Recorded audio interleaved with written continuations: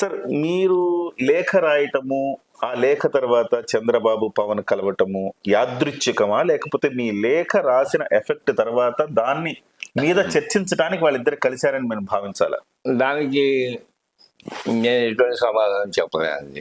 అయితే ఏంటంటే పవన్ కళ్యాణ్ గారు నేను కలిసి మంగళగిరి ఆఫీస్లో 2 గంటల సేపు అనేక విషయాలు చర్చించడం జరిగింది.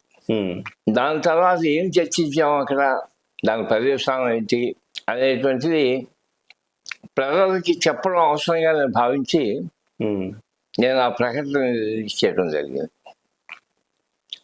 దాంట్లో నేను చేసిన రిలీజ్లో ఆ ప్రకటనలో అక్షరాల అక్కడ మాకు ఏం జరిగింది మా యజమానిగా ఆ అంశాలనే అక్కడ నేను ప్రస్తావించాను. అయితే నా ఉద్దేశం నేను ప్రకటించిన విషయాల్లో ఆధారంగా వీళ్ళిద్దరూ చర్చించుకోవాల్సిన అవసరం ఏర్పడిందని చెప్పేసి నేనేం అనుకోవట్లా. ఓకే, అది యాదృచ్ఛికంగా అయి ఉంటుంది వాళ్ళిద్దరూ కలుతం అనేటువంటి. ఎందుకంటే అయితే మా చర్చల్లో వచ్చిన అంశాలు కూడా వాళ్ళ చర్చలో ప్రాధాన్యం వహించే అవకాశం. ఎందుకంటే సార్ మీరు అందులో 2-3 అంశాలు ప్రస్తావించారు. ఒకటి ఏంటంటే 40 సీట్లకు తగ్గకుండా తీసుకోవాలని మాట తీసుకున్నాను అనేది ఒక అంశము. రెండోది 2.5 సంవత్సరాలు ముఖ్యమంత్రి పదవి అనేది తీసుకోకపోతే ఓట్లు ట్రాన్స్ఫర్ అవ్వేమోనని ఒక సందేహాన్ని వ్యక్తం చేశారు. ఈ 2 చాలా కీలకమైన అంశాలు. ఈ రెండు అంశాలు మీరు ప్రతిపాదించిన తర్వాత, ముఖ్యంగా నిన్న వెళ్ళిన తర్వాత వాళ్ళు చర్చించిన అంశాల మీద కూడా మీడియాలో వచ్చిన వార్తలు ఏంటంటే సీట్ల అంశాలు మాట్లాడుకున్నారు, రకరకాల ఉమ్మడి మేనిఫెస్టో గురించి మాట్లాడుకున్నారు. అంటే వాస్తవంగా మీరు చెప్పిన అంశాలన్నీ కూడా అక్కడ చర్చకు వచ్చాయి. అవును. సో పవన్ కళ్యాణ్ మీరు చెప్పిన అంశాలతో ఏకీభవించారా? నేను రాసిన దాంట్లో ప్రతి విషయం అక్కడ ఏం మాట్లాడుకున్నాం రాశానండి. అసలు విషయం ఏంటంటే అధికార పంపిణీ. ఈవేళ ప్రతి జన సైనికుడు ఏం కోరుకుంటున్నాడంటే, జన సైనికుడే కాదు, పవన్ కళ్యాణ్ ముఖ్యమంత్రి అవ్వాలని, లేకపోతే ప్రస్తుతం జరుగుతున్న పరిపాలనలో మార్పు కావాలని కోరుకుంటున్నటువంటి ప్రజానీకం అంతా కూడా జనసేన ముఖ్యమంత్రి అవ్వాలని కోరుకుంటున్నారు. ఓకే, ఒక నీతివంతమైనటువంటి పరిపాలన ఈవేళ అవసరం.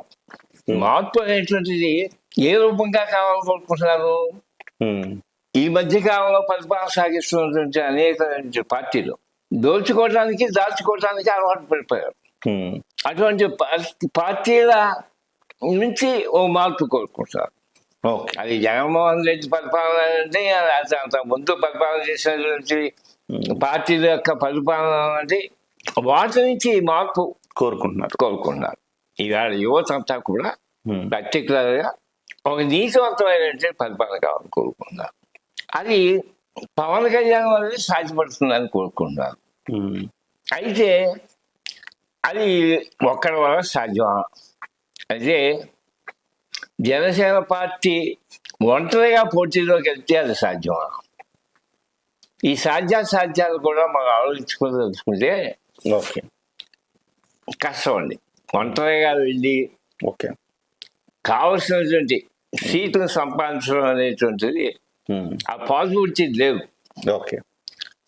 అది జనసేనకే కాదు, తెలుగుదేశానికి కూడా లేదు.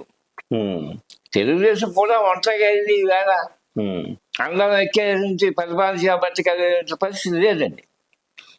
జనసేన సపోర్ట్ ఉంటేనే తెలుగుదేశం సపోర్ట్ ఉంటేనే జనసేన కరెక్టే వెళ్ళి పరిపాలన దక్కించుకునే అవకాశం ఉంది. అలాంటి పరిస్థితుల్లో అది కూటమి తప్పదు. కూటమితో ఈవేళ ప్రజలు కోరుకుంటున్నది, లేకపోతే యూత్ కోరుకుంటున్నది ఏంటంటే పవన్ కళ్యాణ్ ముఖ్యమంత్రి అవ్వాలి. అంటే తెలుగుదేశం జనసేన కూటమి రేపు విజయాన్ని సాధిస్తే, పరిపాలన ఏర్పాటు చేస్తే ఉమ్మడిగా, దీంట్లో పవన్ కళ్యాణ్ ముఖ్యమంత్రి అవ్వాలనేది ఇవాళ యూత్ యొక్క ఆశయం. సార్ ప్రాక్టికల్గా ఒక్కసారి మనం మాట్లాడుకుంటే, ఇప్పుడు ఒక కూటమి చర్చలు జరపాలంటే, మీరు రాజకీయాల్లో దాదాపుగా ఎన్టీఆర్ టైం నుంచి, మీరు అంతకుముందు నుంచే ఉన్నారు రాజకీయాల్లో, మీరు 1972 నుంచి. సో నేనేమంటున్నానంటే, ఒక బలమైన పార్టీ ఇంకొక చిన్న పార్టీతో పొత్తు పెట్టుకునేటప్పుడు ప్రాతిపదిక ఏముంటది సార్? గతంలో వాళ్ళు సాధించిన ఓట్లే ప్రాతిపదిక ఉంటది కదా. వాళ్ళు సాధించిన ఓట్లు 6.5%, 7% వరకు అనుకున్నాం. 7% ఓట్ల ప్రాతిపదికన ఇవాళ చర్చలు జరుగుతాయి తప్ప ఇవాళ యూత్ కోరుకుంటున్నారు. దీనికి అథెంటికేషన్ ఏంటి? దీనికి ఆధారం ఏంటి? ఆధార సహితంగానే కదా చర్చలు జరుగుతాయి. ఆ విషయం చెప్తా. సరే, ముఖ్యమంత్రి కావాలని కోరుకుంటున్నారు. ముఖ్యమంత్రి విషయం దఫాలుగా పవన్ కళ్యాణ్ గారి యొక్క నూతన ప్రమాణం విన్నది ఏంటంటే, ఈ ముఖ్యమంత్రి పదవి అనేటువంటిది కానీ లేదా పదవుల యొక్క పంపకాల విషయంలో కానీ ఎలక్షన్ అయిన తర్వాతే మేము నిర్ణయం చేసుకుంటామని, దానికే మేము కట్టుబడి ఉన్నాం అనేటువంటిది పవన్ కళ్యాణ్ గారి దగ్గర నుంచి వస్తున్నారు మాట. ఎలక్షన్ అయిన తర్వాత అంటే ఎవరు ఎన్ని సీట్లలో నెగ్గిన తర్వాత ఎవరు ముఖ్యమంత్రి అనే దేశం తీసుకోవాలని అనుకుంటే, అదే సందర్భంలో పవన్ కళ్యాణ్ గారు ముఖ్యమంత్రి అవ్వాలని అనుకుంటే పవన్ కళ్యాణ్ గారి చేతిలో మెజార్టీ ఉండాలి, శాసనసభ్యులు ఉండాలి కదా. ఉండాలి అంటే 140-50 సభ్యులు శాసనసభ్యులు ఈ మనుషులు అయి ఉండాలి. ఉంటే కదా డిమాండ్ చేసి ముఖ్యమంత్రి కావాలని చెప్పడానికి కానీ ఇవ్వాల్సిన పరిస్థితి ఏర్పడటానికి కానీ అవకాశం ఉంది.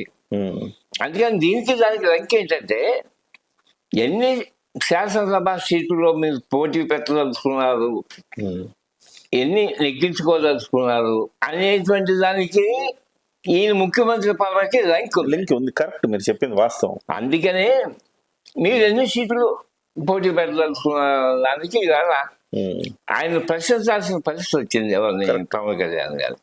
అదే ప్రశ్న నేను కూడా వేసాను మొన్న నిజం కలిసినప్పుడు. అయితే ఆయన ఆలోచన చేయట్లేదు అని అంటానికి లేదు. అయినా ఆయన కొన్ని ఇబ్బందులు ఉన్నాయి. ఇబ్బందులు ఏంటంటే, సీట్లు తెచ్చుకోవడం పెద్ద కష్టం కాదు. కరెక్ట్. కానీ నెగ్గించుకోవటం సీట్లు అడిగి 50 సీట్లు తెచ్చుకుని దాంట్లో నెగ్గే అవకాశం లేనటువంటి అభ్యర్థులను పెంచి ముందుకు తీసుకెళ్తే ప్రయోజనం ఏంటి? నెగ్గాలి కదా. వాళ్ళకి కాకుండా మనకు కాకుండా పోతాయి. నెగ్గాలి, వాళ్ళకి కాకుండా మనకు కాకుండా పోతాయి. చివరికి అధికార పక్షానికి మేలు. దీనికి నేను ఆన్సర్ చెప్పలేకపోయాను పవన్ కళ్యాణ్ గారు. ఆయన అడిగారు ఈ క్వశ్చన్. ఓకేనయ్యా, 50 పేర్లు రికమెండ్ చేశావు, దీంట్లో ఎంతమంది పవన్ క్యాండిడేట్లు ఉన్నారు, ఎంతమంది ఆర్థికంగా స్తోమత ఉన్న క్యాండిడేట్లు ఉన్నారు, అది లెక్కేస్తే సగం కూడా లేదు దీంట్లో. అలాంటి వాడికి నా సీట్లు ఇచ్చి ఎలాగా మనకే కాకుండా పోతే వాళ్ళకే కాకుండా పోతాయి కదా. కరెక్ట్. దానికి నాకు దగ్గర సమాధానం లేదు. చాలా ప్రాక్టికల్ గా ఆలోచిస్తున్నారు. చాలా ప్రాక్టికల్ గా ఆయన మాట్లాడుతున్నాడు. మాట్లాడేదానికి నాకు ఆన్సర్ లేదు.